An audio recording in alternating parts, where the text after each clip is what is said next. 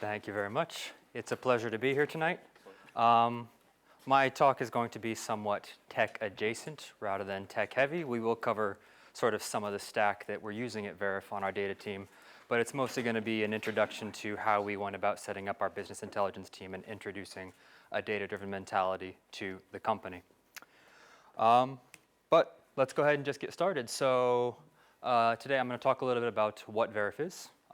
Show of hands, who has heard of Veriff? Who has not heard of Veriff? I'll remember that. And then how we employ business intelligence at Veriff, because that's the team I work on, so I know a little bit about it.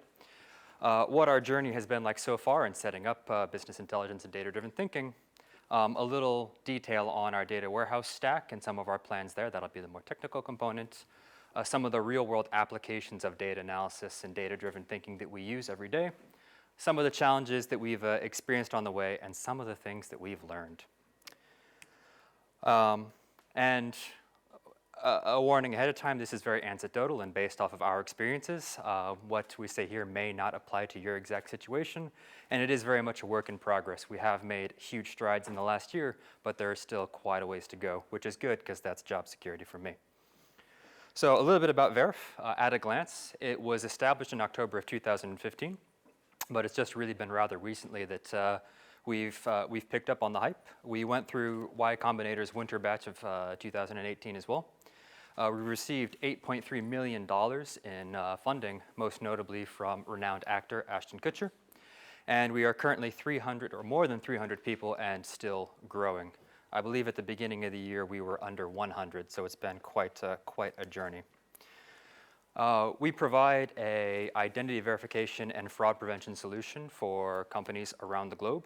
As more and more business moves into the digital sphere and the online sphere, knowing who you're dealing with out the end of the line is becoming a very important problem and a very expensive problem, A, for companies to set up themselves, and B, if they get it wrong, it costs them in fraudulent transactions and reputation.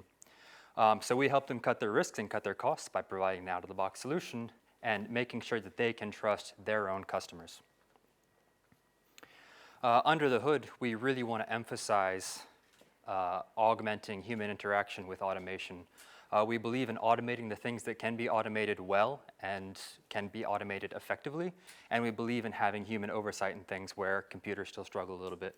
So our product combines both human input and automation to provide things like device fingerprinting, liveliness checks, background checks, facial recognition, and video analysis so that we know when somebody's trying to verify themselves, we have data coming from their device, coming from their location, coming from our own systems to understand and know they are who they say they are, or if they're not who they say they are, reject them from the platform they're trying to access. In 2017, we were a very small company, really just covering the Baltics. Last year, we started to grow a little bit and covered a couple more countries, about 30. And this year, we've really put a lot of effort into scaling our business, and we have essentially global coverage with our product, supporting documents in well over 190 countries. And in terms of the team itself, just to kind of illustrate how we've grown, this is our monthly growth month on month since the end of last year. And that kind of emphasizes how much our product has grown and developed. And behind a lot of that growth and development is an awful lot of data that we want to be able to make use of so we can keep that trajectory on an upwards trend. That's where my team comes in.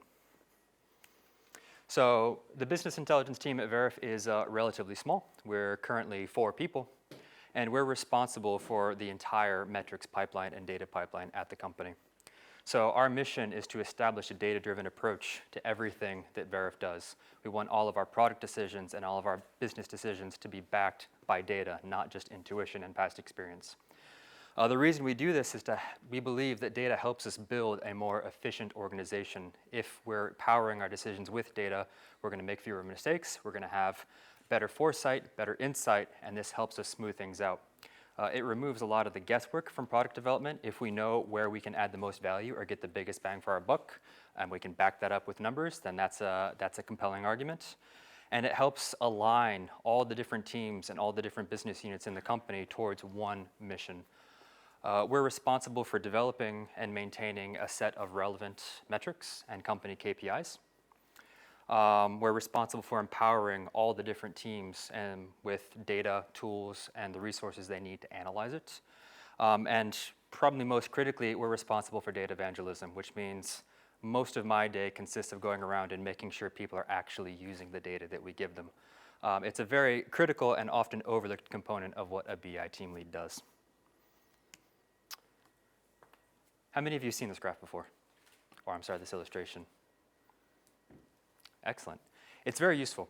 A lot of people, when they think about data science and data in general, they'll immediately go towards machine learning and AI. Those have become very popular fields lately. And one of the things that's often overlooked is that that's really the peak of the data pyramid. It's a very great outcome, but there's a whole bunch of work that you need to do before you can reach that point. And all of these are things that we have to integrate into our data analytics pipelines. So at the bottom of the pyramid, we have collection. You can't analyze data and you can't work with data unless you actually have data to work with. So before you can really employ data analysts, you need to start collecting these things. And this comes in the form of instrumentation, instrumenting your products, instrumenting your flows, collecting data from external sources that might be relevant for you. If you're doing market research, having a good understanding of that market. Or any sort of relevant data that would help you understand your environment a little bit better. Once you start collecting that data, you need a place to put it. If it's just sitting in memory on your computer, as soon as you shut that down, it's gone, you can't use it anymore. So you need to introduce the systems for storing this. These days, it's mostly relational databases. Now other forms of storage are emerging to be quite popular: blob storage in the cloud, NoSQL databases, data warehouses, you name it, but some sort of persistent storage for your data to live in. Once you're storing that data, you can start to explore and transform it, take it in its native format and coerce it into something that you can use, that you can aggregate, that you can understand. Once you have those clean data sets, you can start labeling them, using them for different tests, employing them in different areas of your business, generating reports for managers and product owners and things like this. Once you understand your data environment a little better, you can move on to learning and optimizing. So this is where you do things like A/B testing, cohort analysis, and eventually gearing up towards AI and machine learning. But if you try and jump in at the top of the pyramid, you're going to realize you don't have the foundations and the infrastructure, which you'll probably hear a little more about after this talk, in order to maintain that and keep that momentum going, and you won't be utilizing the data to its full potential. So we like to break this down into three sort of subcategories, and these are the three areas of business that three areas of Veriff that the business intelligence team becomes primarily responsible for. The first is data engineering, and this is initially what I started working on at Veriff. And here you start building up the storage layer and the collection layer. You provide the tools and the platform for getting data from point A to point B, making sure it's in a format that can be consumed by your analytics teams, making sure it's clean, running data quality checks, and making sure that your analytics schemas are up to par and are reflecting what they need to reflect. The second part of the pyramid is data analytics, and this is really the core of what our team does, and at the moment what we spend most of our time doing. This is where you do fundamental statistical inference. If you have a change in your metric week on week, you need to understand, did this come from something that we did? Is this something that came from an external influence that was out of our control? What caused these numbers to change? How do we justify this? Also, providing visualizations is a very critical skill. People prefer pretty graphs to big data dumps and JSON files. We've learned from experience. So providing it in a format that's easy to digest is also very important. But perhaps the most important skill for any analyst to have, or anybody trying to get into the data analytics field, is strong and effective communication. You are going to be responsible for conveying insights from all of that data to product owners, to managers, to stakeholders. And if you can't communicate those insights effectively, they're not going to use your analysis in their decision making, and you're back to square one with gut intuition being the main driver behind business decisions. The final part and the final column is data science. So this is where you start to do forecasting and predictive analytics. In the context of Veriff, if we want to understand how many people are going to try and verify themselves next month, how many resources do we need to pre-allocate so we can keep up with the incoming volume, these sort of things are kind of important for us to understand in order to effectively put together things like headcount planning, very useful for marketing and sales, and give a bit more kind of comprehensive overview of the company into the future a little bit. Yes? In terms of like practice, and in terms of modeling, filtering and sorting data, is it possible on this collection level or on data engineering? It's definitely possible, and it really depends who your target audience is. So we serve every team in the company at Veriff, and we have some teams that are much more data literate than others. So for some teams, we may need to provide something that is already pre-aggregated, pre-sorted, pre-filtered, and as you can build these into your pipelines as much as you can. So if you have, for example, a report that has to go out every week at 9 o'clock on Monday, of course you would want all the filtering to occur before that report goes out. If you have a team that's very data literate and they're doing more exploratory analysis, you have to strike that balance between giving them formatted, useful data and giving them data in its somewhat more native format that they can play around with and they have the most flexibility. So you tailor it towards your sort of target audience and who's consuming that data. And we have pipelines that vary in complexity quite significantly depending on what the ultimate purpose of that data is. But yes, absolutely, that can be something that's done in the data engineering component. And I would say, in general, it kind of falls under between ETL pipelines and data quality checks because a lot of these quality checks are done at an aggregated level, making sure your data adheres to some predetermined distribution or making sure that there's actually data there. And that's something you want to build into all of your flows. So what has the journey been like so far? The first BI analyst joined the team December last year. We have existed now for 1 year at Veriff, and it feels pretty great. It wasn't me. I was not the first BI guy at Veriff, but he joined in December, and the situation when he arrived was chaotic, maybe a good word. I wasn't there for it, but I've heard horror stories. And the primary responsibility of the first data guy at the company is centered around these things. You're going to be responsible for answering a lot of ad hoc questions. If you haven't taken the time to build up your data platform yet, there's not really going to be anything for your business users to interface with and interact with to get the data themselves. So they're going to rely quite heavily on that analyst. So he becomes responsible for also generating all the reports. If you need something for a management meeting, if something has to go to the board, if something needs to go to the team leads, a lot of this falls to one guy. And he didn't have a whole bunch of tools at his disposal. It was mostly writing SQL queries, putting it into Excel or CSV, shipping it off, which is a very good way to prototype and move fast. But as you can see, he was one guy out of 64. So that ends, yes? So what about data collection? Was it organized and already kind of on point prior to this person joining? To an extent, yes.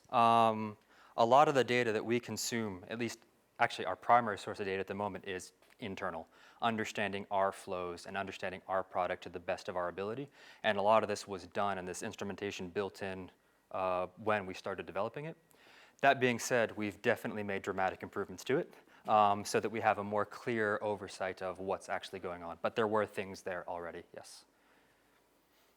Thank you. So yeah, he was responsible for creating that visibility of our core processes and introducing the first iteration of our company metrics. How many of you work at a startup? A couple of you. How many of you by heart can name the top 3 KPIs at your company? That's a good show of hands, but not quite as many that raised their hands at first. So these are the sort of things that the first analyst is responsible for introducing. Okay. So this is really what his job looked like. And you can tell now that the marketing slides have ended and mine have started. They're a lot less pretty. I'm a fan of the stickmen. But he would get a data request from a manager or anybody on the team, really. He'd write against, we were on top of a replica of the production database. That's not scalable. Then he'd take the output and prepare it for analysis for whoever requested that. And that worked fine for a little while. But then Veriff started to grow and grow and grow. And eventually we had one data guy for 100 people. So somebody consuming all of these requests. So we added the second analyst, and that was me. I joined Veriff in February of this year when we were about 120 people. It was a interesting experience coming into an environment that was so consumed with growth and growing so fast, and being part of the team that started to introduce this data-driven mentality, because we had our work set out for us, but it was a lot of the pieces were already in place. So now that there were 2 of us, and the ratio was now 1 to 60 instead of 1 to 100, we started to focus on things like introducing a proper BI platform. So internally, we use a platform called Looker. And Looker allows non-technical users to interface with the data without having to directly involve the BI team, provided that we can set it up in such a way that allows them to do that. So we were able to offload a lot of the more kind of mundane requests, but we still had to be involved with most things because the complexity of what people were able to get was a little bit limited. We deployed an analytics-specific database, so rather than being built on top of our production replica, which was not appropriately set up for complex analytics queries, we moved over to a new database. We re-indexed it for things that suited our needs much better than for our product team's needs, and we also started making use of some of the features like materialized views to store the results of complex queries that only needed to be calculated once a day. Then we wanted to establish more visibility internally. Wasn't enough to have aggregated metrics, but we also want to understand how we're doing right now. If something is going wrong, we need to be on top of that. Can't wait until our clients start complaining. We need to be ahead of the game. So we introduced some visibility and alerting processes as well as a new suite of tools to allow users to interface with data. And that was kind of a critical component and something that has remained critical the entire time. Yes? It's possible to slide back a bit. Always not. My question would be kind of a nice picture with an SQL base. This one? Oh, yeah, nice. It's out. Do you consider in your info systems these humans as a human storage basically? Is it like a part of your system? How you consider these elements? At that time, I would say definitely yes, because if we lost the analyst, we lost our data analytics capability. But still now, is it like the same logic? Because it is like techno-social systems sometimes in this term. Yeah, so I think your question will be answered when I get to my next round of stickmen, to an extent. But that is a very good question. What is the human role here, and what is the human factor? And something that we definitely have to take into account. We also conducted company-wide workshops teaching people how to use these tools. So we've given you this is how to use it, that's an important thing, and started kind of bringing up the topic of metrics more frequently. If a team was conducting a test, we wanted to test a new feature or try out a new feature, what are the metrics we anticipate this to impact? How are we going to evaluate, was this successful or not? And then most critically, cranking evangelism up to 11 to the point where it was like borderline harassment. Every conversation you start with, everybody starts with data, because you really need to start embedding this way of thinking if you want to create a culture that thinks about data and thinks about metrics and product development. So we started every time somebody joins Veriff. So it did go vice versa. So now that you're 4, so you're like, people no longer approach you like with a data request. You approach people with the data offerings. Well, we're still working on it. Let's say there's a strange mismatch of supply and demand. The economics of data analysis are not traditional. But every time somebody new joins Veriff, we have a presentation that shows them all of our core metrics, all the tools they can use, so that as soon as they're in the door, they have exposure to these things and they understand what we're evaluating and what's important. And here, our next round of stickmen, is what that looks like. So now, rather than having our analyst writing the queries himself and giving the input directly to the stakeholders, we have the presentation layer. And this is the Looker, the tool that we're using. And it enables them, really, has anybody used Looker before, or something similar like Power BI or Tableau? Okay, a couple of you. So what it does is it sits on top of our database and provides a bit of a point-and-click interface for people who don't really know SQL. So they can build up the queries themselves and get that data, and it has a very nice visualization package, so they can look at trends over time, they can build up their own aggregations, as long as the interface is something that they can understand. And then we've got the analysts, and we're primarily geared towards making that presentation layer our endpoint for analytics. So we're responsible for building up the underlying data model and making sure it's something that can be consumed by the business users. And for more complex needs or something that we're prototyping, we might still have to write some raw SQL queries ourselves, but with the end goal in mind of then integrating that with our presentation layer. So if we're introducing a new process, we might not want to spend a week getting everything set up in Looker, but we might want to spend a few hours writing the queries we need, do some basic Python or R scripting to look at the figures, and then if we realize we're onto something, then do the work to get it into Looker as well. Did that answer your question at all? That's interesting, but it is written not data, it's analytics. It's another level of, That goes back to the production replica. So we were initially built on top of that. Because that was the extent of our data platform. We had our production database and we had our replica of it. Never give your data analysis team access to your production database, ever. If you take one thing away from this whole presentation, take that. Why not? Fortunately, I haven't experienced this myself, but when you give people sort of unrestricted access to data, and data analysts by nature, I mean, I studied business and economics, I didn't study IT, so we can screw things up. And when you screw things up bad in a production environment, it can have serious ramifications for your company. Of course, a read replica. No one would let business people run heavy as they want queries on the production. That's my point. Give them the replica. The replica's okay. If you destroy a replica, it's inconvenient, but your business survives. You destroy your production database, not guaranteed. How frequently do you ingest data into the analytics DB? It's live replication. Live replication, exactly. So we have, in addition to our business intelligence team, we have a very talented data platform team who have provided us with this sandbox that we can play with. So it syncs in real time with our production database, but it's kind of shielded away from it. And that's why it says analytics replica there. So the sole purpose of that database is to contain the analytics data.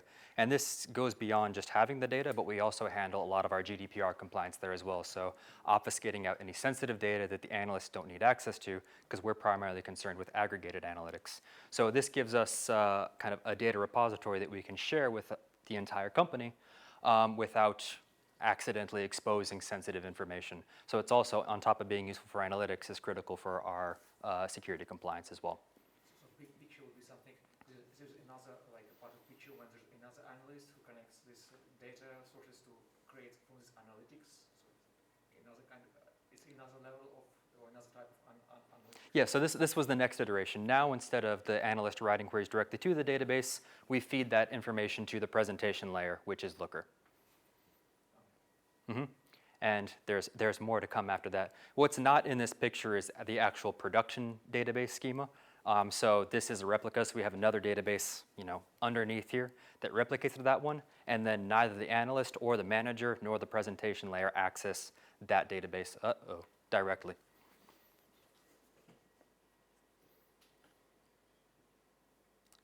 And we're back. Any other questions about that? All right, fantastic. Moving forward to June, when our third analyst joined the team. So we kept growing and growing and growing, and again, we hit the point that the ratio of data people to not data people was below 1 to 100, not a situation we want to be in. So we hired a third analyst to maintain that nice stability back in June, and that gave us access to more analytical resources and allowed us to touch up on a couple of things. And this is going back to your point about the instrumentation existing before. One of our core focuses was improving that instrumentation. As a very fundamental and very important example, we have basically an application that allows somebody trying to sign up for a service to verify themselves, and that requires them to take pictures of themselves, pictures of their documents, and then we verify that that document is valid. The person who is taking the pictures is the owner of that document. They're not on any sort of blacklist or sanction. And we need to understand throughout all the steps of that flow, where do things go wrong? Because sometimes, almost always, things will go wrong eventually. So we have a conversion rate funnel breaking down into all its component steps. And this requires on our side, the instrumentation there to know when a user enters and exits each step. So we spent a lot of time moving away from only having the business critical instrumentation to also having the analytics instrumentation. And we're even building this out now into a separate service entirely to further segment that. We began to split divisions within the company across the analytics teams. So Now that there were multiple of us, we established a single point of contact for every division. So if they had analytics questions, they had a dedicated person to go to. That made it easier to know who was familiar with what, who was building up the domain knowledge, and that we could document all of this and make it easy for people to access analytics resources. We introduced experiment design to product testing. So now rather than say, hey, I think if we make this button green instead of blue, our conversion rate will jump up, we started introducing the concept of experiment design documents, A/B testing and analysis, and actually retroactively going and understanding what impact our changes have and isolating those as much as we can. We did a very critical overhaul of company-level metrics. It's very, very important to be quite flexible and agile in your KPIs because you want to be tracking the things in your business that are critical to showing how you're performing, but are also as resilient to external influences as possible. And if conditions within the companies change and your KPIs are no longer relevant, don't stick to them. You should overhaul them, change them, make them relevant again. And we started establishing team-level metrics as well, not just at the company level, but team-level metrics that were tied to our company-level KPIs that created that sort of relationship with the metrics, and teams could see their explicit impact on our performance as a company overall. We didn't really do a whole much in terms of changing the technical platform at this point because we were mostly focused on instrumentation and best practices, and having the third person really enabled us to do that. Which brings us to September when we hit over 300 and we wanted to avoid that situation of 1 to 100 again, and we hired our 4th analyst. And that's the extent to which our team has grown so far. And now we were in a position that we could start really specializing and focusing. So we started off as a very centralized team. There were 4 of us. We were sitting together, all in one space, and people would come to us with requests. We would usually ask for a JIRA ticket, but they'd come to our desks anyways. That's how it works. But part of the problem with that is you don't have anybody who's deeply familiar with one specific part of your company or one specific part of your platform. And when you're dealing with a product that is as complex as Veriff's, where we have, I believe, 4 different teams working on our end-user flows for different platforms, for different operating systems, there's a lot of these things that are in the details that kind of merit dedicated analytics. So we moved one of our analysts to our end-user team so that they could really take ownership of all of their data pipelines and build up the domain knowledge there. And that's something that we're looking more to doing in the future is we bring analysts on board, not having them sit in a central team, but to sit with a specific division and act as a team within a team, a startup within a startup, that sort of thing.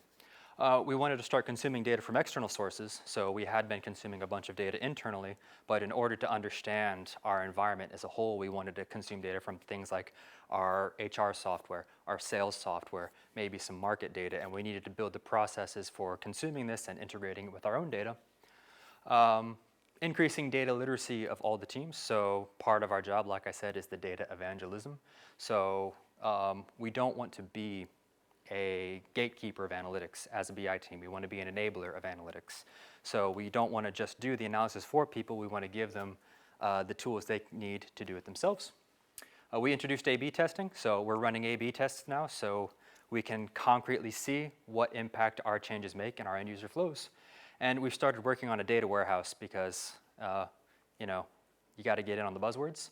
But for us, a data warehouse represents sort of a central data repository where we can take all of the data we're producing internally and all the data we want to consume externally, bring it into one place. Yes? Maybe a few more words on the data warehouse that you're building. What is maybe in general the concept, or how do you see it's going to be working? And Great question. So this is this is the more technical part of our stack. So we're built on AWS. So for our data warehouse engine, we're using Redshift. For our intermediary storage, we're using S3 buckets. But the general concept here is that we've still got our analytics replica, which does act as one of our primary sources of data. But we also want to consume data from third-party APIs. If we're using a sales software and we don't have that visibility in our production database, how do we get that so we understand our whole end-to-end pipeline? if we want to combine information about employees as well. So we have all of our operational analysts that are doing these verifications, and there's data about them in our HR software. How do we combine that with our analytics? These sort of things. So any sort of arbitrary external sources as well, or file uploads. And this is all handled by a collection layer. So a collection action could be an SQL query to the database. It could be an HTTP request to an API. But this is where we define the logic for how our data platform interacts with other sources. Then we have our intermediary storage layer, and this is important because a business requirement for us is that the data warehouse can be restored to its state just from the external data. We should be able to, in theory, we're not planning to, but in theory, drop the data warehouse and rebuild it from scratch. Because as the nature of analytics change, as data needs become more complex, you're going to have to play around with your schema quite a bit, and sometimes that's going to require you to rebuild parts of your data warehouse from nothing. And if you have all of this HTTP requests stored somewhere, you don't have to make all those HTTP requests again and get the too many requests, wait, error. I can't remember which HTTP code that is exactly, but I know they have one for it. So S3 acts as sort of our intermediary storage where we can start to do some of our initial transformation, some of our initial extraction, and that's handled in the ETL layer. So this is where a lot of the business logic itself is defined. If we have all of these tables, how do we take them and combine them into this one metric? Or what's the schema that would be most intuitive for our end users or our business users, and how do we represent that in the data warehouse? Then once you have all of that data prepared, you load it into your data warehouse, and you move the presentation layer, which once again is Looker on our side, over to that data warehouse. So now you're no longer just connected to the analytics replica, but you also have exposure to all of the external sources as well that we may want to use in our analysis. Plus, we have more flexibility with what the data model looks like. When we're built on top of the analytics replica that's coming real time from our production database, we're somewhat restricted in what we can do with it because the underlying model is a normalized transactional schema. And as somebody who might not know SQL, building up your queries, even with a point-and-click interface, can be a little bit daunting, and it can be easy to get something wrong. So we can abstract a lot of that out and build denormalized schemas at the data warehouse level that represent a lot of the more frequently occurring analytics patterns. And it makes querying faster, it makes it easier for business users to understand, and it enables more complex analytics. So you mentioned that it is a persistent flow of improvement happens. Mm-hmm. You consider how it's working. So basically, last layer, like presentation, Mm-hmm. then you need data on how this analytics is used by manager or by consumer, right? Mm-hmm. So basically, it's like data, which is basically a vertical thing, and you need to connect to every other level in order to find this. Exactly. So it does come full circle because Looker has a wonderful API that we actually do use to understand user behavior in Looker. So in that sense, yes, the presentation layer becomes a data source for feeding information about the presentation layer. So it's another guy, super smart analytics who integrates the whole thing in one, or is that a team? You mean all of this? I mean this last layer, then Mm-hmm. it is magic happens. They're using this data, and you have these results basically how they use the data, Mm-hmm. and what are the results for them. Mm-hmm. And then you need to sometimes you want to improve in your on other levels. Yep. As well. It improves the logic. So, but basically you go through the whole thing.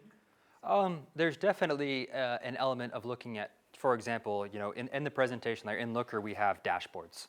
And we can see which dashboards are looked at, which dashboards aren't used, what sort of queries are run frequently, which tables are pinged the most often. But I wouldn't remove the human element from it either. So a lot of the time, it will be someone telling us, hey, it'd be really great if we had visibility on this.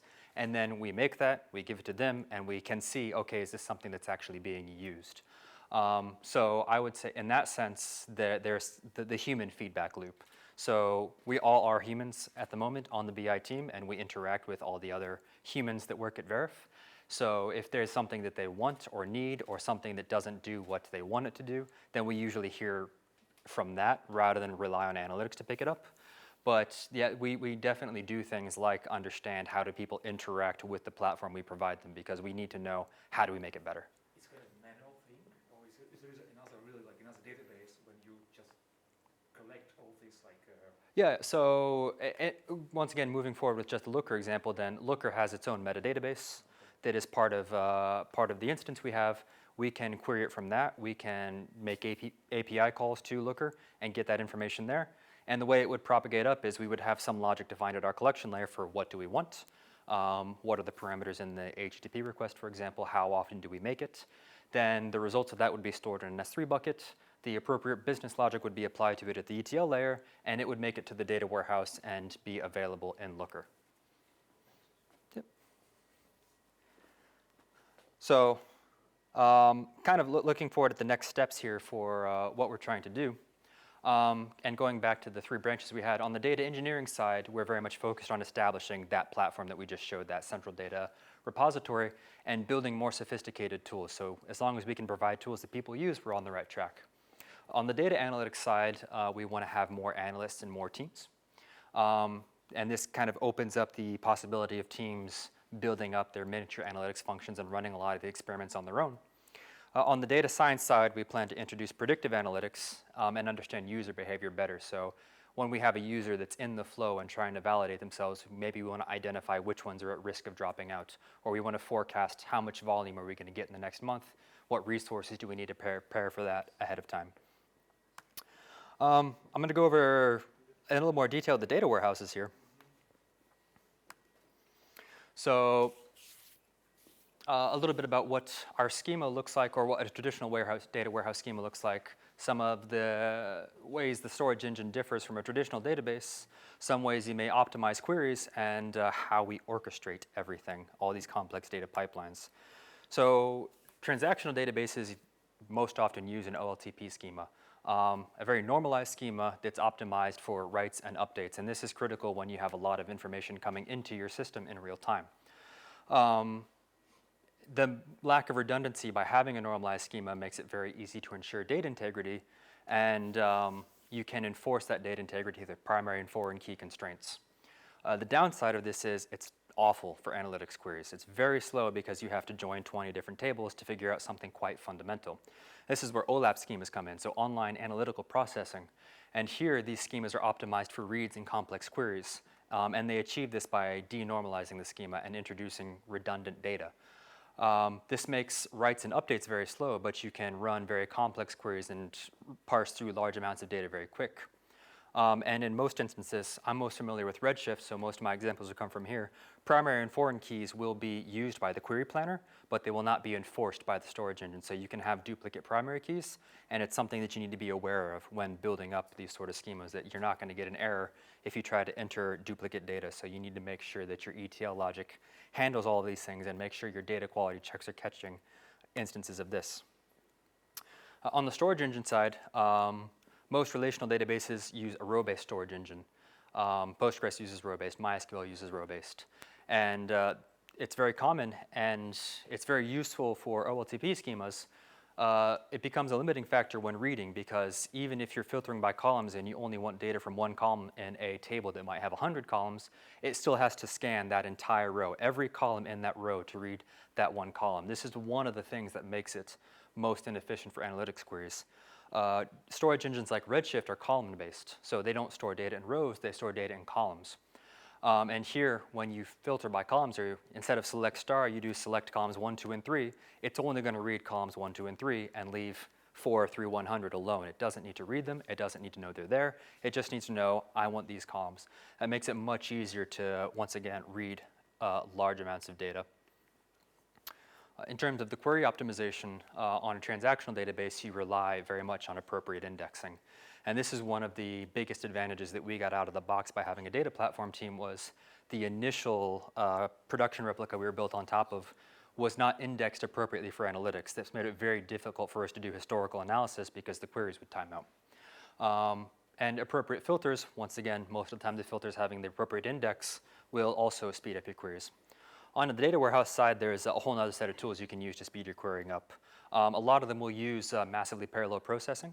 So engines like Redshift will store data across multiple nodes and have a leader node coordinate a query, but only run certain parts of it on certain nodes. So you can distribute your query across X number of nodes, scaling horizontally instead of scaling vertically. Very similar to the MapReduce process. And it takes advantage of distribution and sort keys. So you can define how is your data distributed across nodes. And you usually want to find a way that will do this somewhat evenly. So if you're using some sort of unique ID, that's usually a good distribution key. And then you have a sort key that defines what order that data is stored in your database. Most of the time, some sort of created at or updated at column is an appropriate choice here. And that way, when you filter by something and you can say where created at is in the last 10 days, it knows exactly what nodes that's on and how it can process it very fast. And once again, specifying the columns will reduce the I/O and the query time significantly. So in data warehouses, you never write a select star because that will make your query significantly slower, but specify the columns that you're going to need and the columns that you're going to use. And for orchestration, we use a tool called Apache Airflow. Has anybody heard of it or ever used it? A couple hands. It's very great for a couple reasons. One, and even though it's the second reason on here, it's Python. Like I said, I did not study computer science, and Python is easy for people like me. I can't be bothered to learn Java. So something that's digestible for non-technical people like myself is wonderful. But it allows us to define our data pipelines in code as directed acyclic graphs. This gives us a lot of flexibility with how we build up dependencies. If a job fails, not having it move forward, if there's some branching logic, we can handle that. And we don't have to resort to just linear pipelines, but we can build up any sort of complexity we want. And it's very easily to set up locally. Pip install Airflow, initialize the database, and get that web server up and running. I think 4 commands, and it's done. And then it's very easy to scale in production. So if you're not running it on your local machine, which you probably wouldn't be doing in a production sense, they have out-of-the-box ways that you can scale across multiple nodes, but also make use of Python's multi-processing library to run several tasks at once, even on one instance.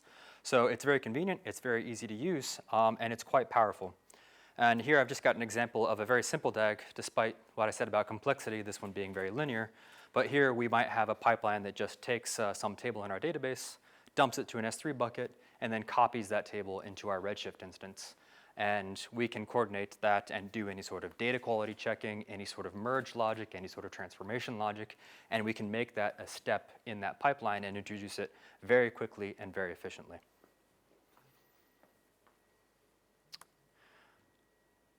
So that was most of the data warehousing thing. Before I move forward, because I believe other people want to talk as well, is there any questions about that?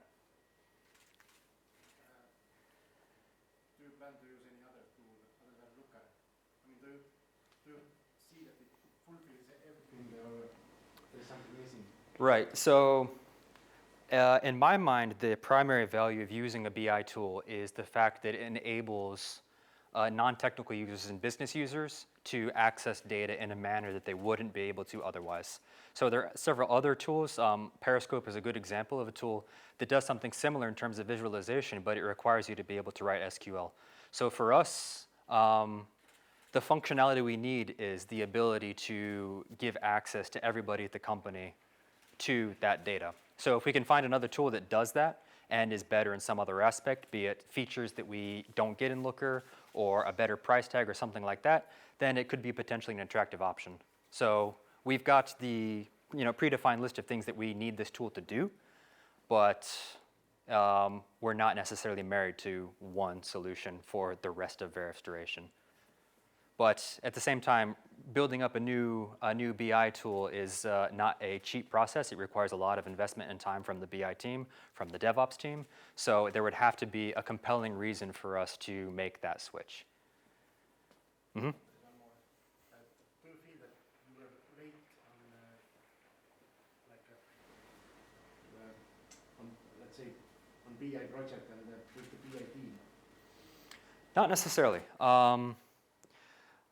We exist for the purpose of fostering that data-driven mentality, but even before a BI team existed, there were several people within the company that were pushing an analytics agenda. So that mentality had already started to be there, but we didn't formalize it into a team until a little bit later in product development. In terms of time, it took a while for a BI team to join Veriff, but seeing as even though the company was established in 2015, it didn't really start taking off until the end of 2018 at that sort of scale. It was an appropriate time to add a dedicated business intelligence team. Yes? Who's responsible for ETLs? So it's data We don't, at the moment, really distinguish between the two. So I believe 2 of us were hired under the job title of data engineer and 2 of us were hired under the job title of data analyst. But a lot of it is shared responsibility. And now as we mature a little bit more, we start to see these defined functions appearing a little bit. But the ETL in its current iteration is owned by the entire team. And as we sort of split that up between the functions, whichever analyst is responsible for that function usually handles their ETL pipelines. All right, how much time do I have? Not much really. Okay, So, yeah, let's make this really quick. We're gonna unfortunately we're gonna have to skip questions and I guess Nick will be available for Absolutely. private later on. Yeah, thank you. All right. So Say like 5 minutes. 5 minutes, we can do this, guys. Okay, so applications in the real world of how we use data analysis. I was concerned about being like too short on time. BI is primarily concerned with the quantitative analytics, but we also have a research team that helps us with a lot of the qualitative analytics. This is things like understanding product market fit, market research, the UX, and understanding how do clients interact with our product, are they happy with it, competitive analytics. And as their analytics teams mature and as our analytics teams mature, we see a lot more areas of cooperation there between the 2 of them. So us on the BI side having a more qualitative approach to our work and them having a more quantitative approach to their work. Obviously, product analytics is a huge part of what we do. This is a looker graph that we did.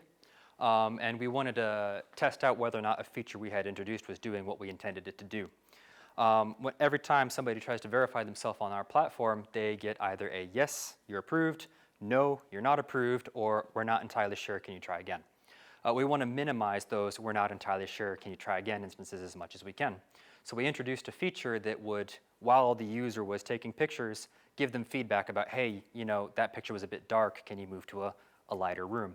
Things like that. And we wanted to understand, does it work? Does that reduce the amount of instances of having to send these back? So here, our green line is people that never had a problem. Our blue line there are people who had a problem, got feedback, and fixed it. And that red line at the top is people who had a problem, got feedback, didn't fix it. And we're tracking here the proportion of those sessions that had to be sent back. And we can see, as we would expect, the ones that didn't have issues had the lowest resubmission rate. But what we were really happy to see was, if you look at the 2 groups that got the feedback, the ones who did manage to fix the problem had a much lower resubmission rate than the ones that didn't, indicating that it worked, but we wanted to dig deeper. So we took a look here. Each column here is a day, and each color is a reason that we had to send it back. And we want to understand what problems are we not solving with this feature. And you can see the first group, people who had no problems, and the second group, people who fixed their problems, relatively similar distributions. And then the people that didn't fix their problems have a lot more of this dark brown. So we would find out whatever reason that dark brown corresponds to and understand how do we fix this and make it better for this specific problem, because we're struggling here a little bit. We also have a quality assurance team. We want to understand how good are we at what we do. So every day we send a significant proportion of our sessions for review by our QA team. They help us understand where do we make mistakes, what sort of patterns can we draw here, what sort of product improvements can be recommended explicitly based off this. This is not real data, but just kind of an idea of what they do. So this helps us understand what flows can, or what improvements can we make both in our manual operations and also in our automated decisions. Some of the challenges we faced. I just got a couple slides left. Okay, so one of the initial challenges was establishing relevant metrics that were resilient to external influence. A lot of the things that people would think are important to track, and I think a very popular one is conversion rate, is good to have an idea of. But it's so susceptible to external influence that it doesn't in all instances tell you how you're doing as a company or if your changes impacted this. So you need to kind of remove the noise from that metric to understand or distill it into something that's actionable. Providing an intuitive interface for business users was a bit of a struggle and something we're still striving to improve. We do use Looker, but the data model under Looker is very similar to a relational database.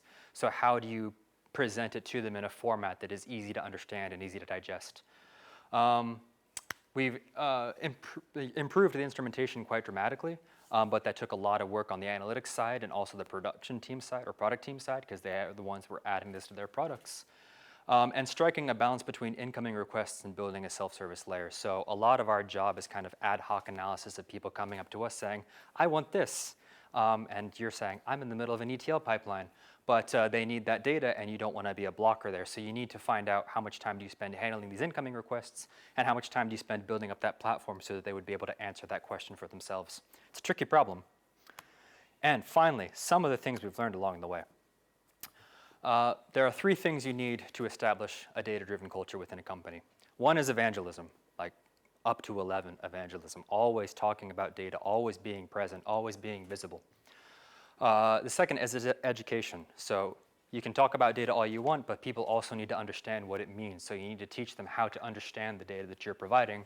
And the third is tooling. If you truly want to become a data-driven company, you can't rely on the BI team to do all the analytics. You need to provide everybody at the company the tools and resources to access that data themselves. We subscribe to the belief of teach a man to fish over give a man a fish. If somebody has a problem, a recurring analytics need, and every time the BI team has to do that, maybe it's more appropriate to teach them how to do that. And it takes time to find a routine. Database schemas change, product decisions change, product roadmaps change, and that's not always necessarily reflected in the metrics immediately. Sometimes things break, and it takes a little bit of time for all the teams to start to work together in a cohesive manner to avoid these situations as much as possible. That was it. Thank you very much. If you guys have any questions, I'm here. You can also email me there. All right, Nick, thank you so much. Thank awesome you. Talk. This is to you from us, Branded Socks. I like socks. All right. Yes, thank you so much. And before we go eat something nice and have a drink, we've been giving away.